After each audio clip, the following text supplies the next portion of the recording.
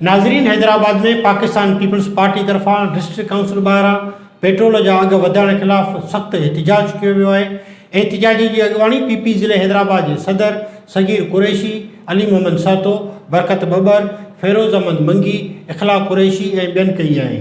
इन हवाले सां असां राब्तो कयो आहे पीपी कासमाबाद जे अॻवान फ़िरोज़ अहमद मंगी सां। फ़िरोज़ साहब, ॿुधाइजो तव्हां अॼु कहिड़े हवाले सां एहतिजाज कयो आहे?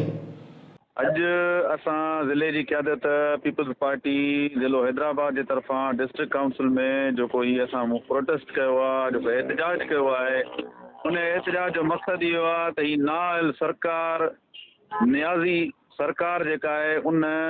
अवाम खे बर्बादीअ तरफ़, अवाम खे तबाही ऐं बर्बादीअ तरफ़ मोकिले छॾियो आहे। उन जो मिसाल तव्हां ॾिसो त कंहिं बि वज़ीर आज़म, कंहिं बि सरकार ईअं माण्हुनि जे मथां, अवाम जे मथां ईअं पंहिंजा फ़ैसिला शाही तरीक़े सां न वरिया आहिनि, जहिड़े तरीक़े सां इमरान खान नियाज़ी सॼे पाकिस्तान जे अवाम जे मथां, ग़रीब ऐं मिसकीन माण्हुनि जे मथां, जिन जेको आहे सो मज़दूरी करे हिकिड़ो वेलो खाइनि था ऐं हिकिड़ो वेलो वेहनि था, जेके पंहिंजनि ॿारनि खे इस्पताल में नथा पहुचाए सघनि, जेके दवा नथा वठी सघनि, जेके दुनिया जी सहूलियत जी का बि शइ वठी नथा सघनि, ख़रीद ऐं फ़रोख़्त नथा करे सघनि, बिज़नेसमैन जे लाइ जेके इलाही मसइला ऐं अॻियां जेका परेशानियूं आहिनि, वठण वारो न रहियो आहे, ॾियण वारो न रहियो आहे, हर माण्हू बेरोज़गारी थी चुको आहे। उन बेरोज़गारी जे दौरान हिन जेको आहे सो तब्दीली सरकार जेको आहे उहो उन जेको हीउ फ़ैसिलो मड़ियो आहे, शाही तरीक़े सां जेको फ़ैसिलो अवाम जे मथां मड़ियो आहे, जेको हिकिड़ो शहनशाह फ़ैसिलो करे छॾींदा आहिनि, उहो फ़ैसिलो हुन मड़ियो आहे अवाम जे मथां, जंहिंमें अवाम तबाह थी चुकी आहे। हारी मज़दूर ऐं जेको आहे सो हर क़िस्म जो जेको माण्हू जेको आहे, हर तबिके सां जेको तालुक़ु थो रखे, उहो हिन महिल मातम में जेको आहे सिथूं विछाए वेठो आहे। जेको हिन अॼु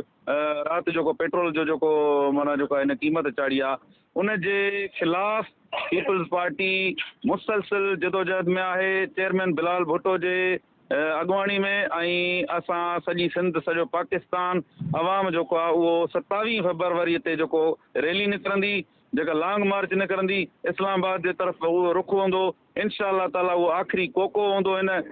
नाअहल गवर्नमेंट ऐं नाअहल सरकार जे लाइ आख़िरी कोको साबित थींदो। ऐं अॼु जेको प्रोटेस्ट थियो, उन प्रोटेस्ट जो फौरन जेको आहे सो पीपल्स पार्टी इहो इन जे करे कयो त जेको हिन फ़ैसिलो कयो आहे उहो शाही फ़ैसिलो आहे, ऐं अवाम जेको आहे सो मुसलसिल जेको आहे तकलीफ़ुनि मां गुज़रे पई, ऐं हीअ जेको आहे शाही फ़ैसिला जेके इन टाइम ते हणणु जेको आहे, इहा हिन जी बेवकूफ़ी ऐं नाअहली, हिन सरकार जी नाअहली उहा ज़ाहिर थी करे। ऐं असांजो इहो मुतालबो आहे त हाणे अवाम गॾु थी करे हिन खे फौरी तौर ते घर बेड़ो करे। फ़िरोज़ मंगी साहब, महबूब न्यूज़ सां ॻाल्हाइण लाइ अव्हां जी महिरबानी।